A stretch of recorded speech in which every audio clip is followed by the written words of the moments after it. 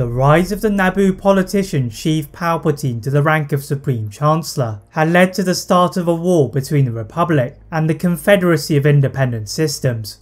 With the amount of Jedi and clone troopers in battle, a deal had been struck between Palpatine and the Jedi to provide them with Republic officers. One such officer was Wilhuff Tarkin, also Governor of Eriadu, and he soon began serving under Jedi Master Even Piell. Upon one mission to secure the valuable Nexus route coordinates, Piell, Tarkin and a group of clones had been captured to the Separatist planet of Lola Sayu, and the Jedi of Obi-Wan Kenobi, Anakin Skywalker and Ahsoka Tano mounted a rescue. A group of Anoobas led by Commandant Osi Sobeck fatally wounded Master Piell, and just before they reached the coordinates from which they could be collected, Tarkin was attacked by Sobeck. Despite initially wounding the warden, it appeared as if Tarkin was about to meet his death in the lava base, when Ahsoka arrived to stab the Commandant in the back. Tarkin continued to rise through the ranks of Palpatine's subsequent empire, ruling the galaxy through fear, until his demise aboard the Death Star battle station that he had taken great pride in. But what if Ahsoka had never saved Tarkin? What would happen in his absence? As you're going to discover, his premature death could have saved more lives than just those on Alderaan. As the Jedi and surviving clone troopers fought the droids and Anoobas, Tarkin had found himself in a duel with Sobeck, who had ambushed him from a single droid aerial platform. Fives manages to knock the Findian off of his vehicle, and Tarkin fired at his fallen body before he could get up. Sobeck is not fatally hit by the bolts, and running at Tarkin, he picks him up in the air by his throat and threw him into the lava, just before the Jedi could arrive to kill the Commandant. Anakin and Obi-Wan lift the burnt corpse of Tarkin, and the clones take him to their gunship as the Jedi escape the area. Returning to Coruscant, the Jedi are saddened by the loss of Master Piell and the half of the Nexus route coordinates kept by Tarkin, so Anakin has to explain the situation to Palpatine. As the Jedi Knight enters the office of his lifelong mentor, Palpatine greets him in the usual amicable manner, and together they mourn the loss of Tarkin. Both admired his pursuit of action to solve problems unlike the Jedi, and the lack of the Nexus route coordinates had hurt the chances of the Republic to mount a surprise attack on the Separatists. After Anakin had given his debrief of the mission and left his office, Palpatine was even more furious at the Jedi for their failure to protect Tarkin. The Sith Lord had needed the coordinates for Dooku or Grievous to strike on Coruscant, and now he needed another option. The death of Tarkin had also scuppered his plans for the construction of the Death Star after his planned fall of the Jedi, but he created a special weapons division in the Strategic Advisory Cell, led by Commander Krennic. With the death of Tarkin, Palpatine needed a new representative to lead the Republic military, and believing that Anakin had demonstrated his loyalty, appoint him to serve as a link between the Republic and the Jedi. The Council does not approve of the appointment, but is forced to accept it due to the powers of the Senate, and his loyalties to the Jedi would soon be tested to their fullest. The Jedi Temple had suffered one of its most damaging moments, as his hangar had been bombed, and Anakin had been on the planet of Cato in Moidia. Called back to Coruscant on the orders of both the Council and Palpatine, the Chancellor had been frustrated to discover that Anakin had not applied the Republic policy of transferring a non-Jedi prisoner into Republic custody, and Letter Termund had since been kept in the temple. The Jedi Knight entered into a cell alongside Ahsoka, as he had sensed suspicions in the Force that the request for Termund to see his Padawan alone was not as innocent as it seemed, and he had turned out to be correct. The suspect was Force-choked in front of them, and Anakin used his Force senses to feel a Force sensitive had just left the area. The temple's alarms begin to go off as the Council locks down every available exit, and Ahsoka and Anakin trap a hooded figure in the temple courtyard. As Master Senube looked on with his Jedi initiates, the three Jedi battled across the complex until Anakin used the Force to rip the hood off of the assailant and reveal Barriss Offee. There was no escape for the Jedi, who had tried to send a message to the Jedi for their role in this political war. The trial of Barriss Offee shook the Jedi Order, and the protests outside of the temple made them consider pulling out of the war, so Yoda talks to Palpatine. The Chancellor is shocked to hear the Jedi's admission, but due to several agreements put in place throughout the war, and Anakin's ties to the Republic, nothing could be done until the Separatists had been defeated. Reluctantly, Yoda trudges back to the temple, but not before Ahsoka is made a Jedi Knight, and Anakin have been promoted to the rank of Master. If they were to continue the war, they would need to find a way to subdue the Sith. After they had received their respective promotions, Anakin and Ahsoka ambled from the steps of the temple with Obi-Wan, and together they enter into a speeder to go to the apartment of Senator Amidala. To their surprise, Padme had organised a small gathering to celebrate their promotions, alongside of some of the clones and senators, but as with most events Anakin had been involved in, events did not proceed as he had foreseen. For once in his life, he had actually followed the suggestions of Obi-Wan to observe his surroundings, and to his disgust, he found Senator Clovis growing closer to Senator Amidala. The Jedi Master silently gestured for his Padawan to cause a disturbance, and Ahsoka used the Force to lift the senators in the air, accidentally cutting off the power supply. But once the lights had been turned on, the occupants of the room gasped, as some of their contemporaries had vanished. The Jedi ignite their blades in caution, and Anakin and the clones lead the senators to the safety of the Jedi Temple, as Ahsoka and Obi-Wan begin to investigate the disappearance of a number of high-profile politicians. The Jedi noticed that a window had been left open by the assailant, but they must have had some kind of help from one of the attendants to alert them of the power cut. Ahsoka goes through Padme's datapad to uncover the list of guests, and curiously, the number of clones did not match the number that had been inside the room, as seen from the security footage. The Jedi leave the investigation in the apartment to the Coruscant Underworld Police, and rush off back to the temple, and begin to search the clones. One of them attempts to sneak off, but the Jedi pursue the fugitive into the streets of Coruscant. To their shock, they ignite a couple of red blades, and attacks them at speed. The Jedi are forced to retreat from this dark side entity, and head back to help the local police force at Padme's apartment. Anakin is full of concern at the safety of Padme and the other senators, and is immediately suspicious of Clovis, so barges into his apartment on Coruscant.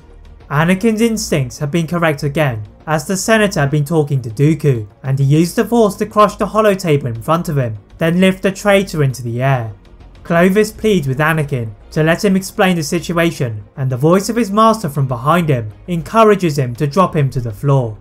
The Senate of Scipio reveals they've been offered by Dooku to capture some of the Republic senators in return for a favourable rise in interest rates for his banking clan, and he used his previous relations with Padme to receive an invite to the gathering. But before the identity of the fugitive could be revealed, a dart from outside penetrated the chest of Clovis, and he slumped to his desk. Anakin leapt outside and onto a passing speeder, as Obi-Wan walked to the turbo lift and descended to the bottom floor and ordered his clones to lay a trap. The 212th Battalion surround the perimeter of the district, and as Anakin dislodged the boot of the attacker, the clones trapped them in a large shield, revealing that he had been the Duros bounty hunter Cad Bane. The Jedi thought that they had previously successfully apprehended him, but they had not been alerted to his release from the Republic military base. Anakin uses his position at the head of the military to transfer Bane to his previous confinement, and bringing in a group of Jedi, begins his interrogation. The mind of the bounty hunter is resistant to the Jedi attacks, but they manage to discover they have been employed by Darth Sidious, whom Obi-Wan had heard from the start of the Clone War from his capture on Geonosis. The Jedi Master deduces that the lightsaber-wielding duelist that had attacked them must have been this mysterious Sidious, and Anakin is frustrated that they had let him escape. Returning to the temple, the council dispatched most of themselves to find the lost senators, as outside of the temple, the population of Coruscant was once again protesting over the Jedi's failures. As the other Jedi entered into their Republic cruisers, Anakin and Ahsoka decided to head to the underworld, and there they managed to track down the former Sith Asajj Ventress. The Dathomirian hated Dooku as much as the Jedi, but did not have much to offer, other than the location of several key Separatist bases, and that had been when Anakin had a brainwave. The Jedi Master's mind instinctively turned to the past, and the death of Tarkin on the horrible planet of Lola Sayu. The Citadel was still active and torturing prisoners, so the three of them go to the planet in a bid to rescue the senators, or fall into Dooku's trap. The Jedi and Ventress entered into the largely empty hangar of the temple, and chosen the Clamator-class assault ship to take to the Separatist region. As they had expected, they were met by stern opposition upon their arrival to the planet's atmosphere in the form of a formidable Separatist fleet. Ventress knew this to be one of Dooku's strategies and warned them to turn back, but Anakin and Ahsoka were determined to rescue the senators. Anakin attempts to relay their position to the Republic fleet, but Ventress folded her arms as their communications had been cut off and they had to fight alone. This was merely an inconvenience for the Jedi, as Anakin dived through the missile fire aimed in his direction, and as the ship erupted into flames, they crashed into the lava.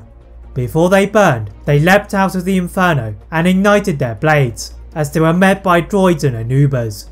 Dooku had obviously been waiting for the Jedi, and they struggled to advance to the Citadel, until R2-D2 decided to use rocket boosters to fly through the battle and to the temporary Separatist missions room and reprogram the tactical droids to turn against themselves. The Jedi progressed to the inside, and after the obstacle of the BX series commando droids, they split up to successfully free the prisoners from their torture. Padme is quick to reveal that they had to leave for Coruscant, as she had overheard a conversation between Dooku and Palpatine, confirming that the Chancellor had been the Sith that they had been looking for. Anakin looked at her in shock, but they had no time to argue, as they had lightsabers igniting. General Grievous pushed forward the sadistic Osi Sobeck to attack them, but Ventress casually crossed her lightsaber across his neck and killed him.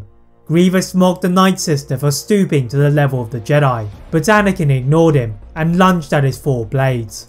The cyborg moved at immense speed, and Anakin had to back off slightly to absorb the strikes, then relaunched a counterattack. The Jedi Master requested for R2-D2 to reprogram the droids again, and after a short while, they began to fire at Grievous. The Kalish Jedi killer did not expect the droids to fire at him, and he collapsed to the floor with his organs burning brightly. The Jedi and Ventress safely guided the senators off of the planet, as the droids took the hits from the fearsome Anoobas, and they speeded off to Coruscant, as Padme suggested. Ventress eagerly ran off the ramp of the ship, hoping to avenge Dooku, but is stopped by Anakin, who is concerned about the power of Palpatine, and they finally manage to send an emergency signal to the rest of the council to return. As they arrive on Coruscant's landing platform, Palpatine had immediately been suspicious in his office, and after sensing the death of Grievous, he found his apprentice in the castle's throne room. The Sith Lord did not tolerate failure, and casually lifted Dooku into the air from across the galaxy, then slammed him to the floor, remarking that soon he would have a new apprentice, one that was much more powerful.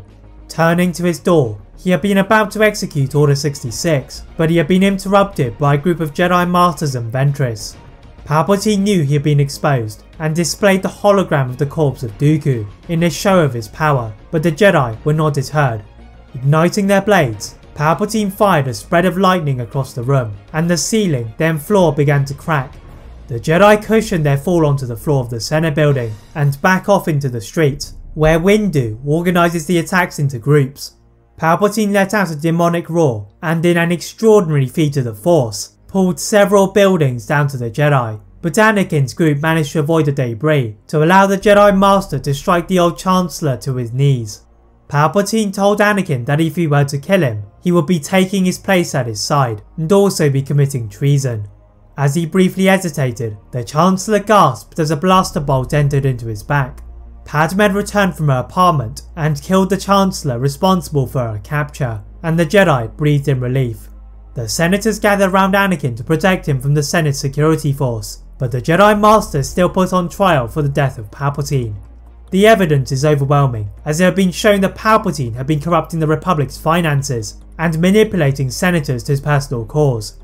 After Anakin had been acquitted, the Jedi Master is not made a council member, rather a Grand Master, as Yoda had decided to step away from his duties and for a new order to be established. As Anakin stood by the great tree and gazed at the students training near him, all was well. That is it for What If Ahsoka Never Saved Tarkin. If you enjoyed this What If, please like this video, turn on that notification bell, click that subscribe button on this channel, as well as on my other channel What If Films. And as always, leave a comment on what if you'd all like to see next, and how I can improve my videos. Thank you all very much for watching, and see you next time.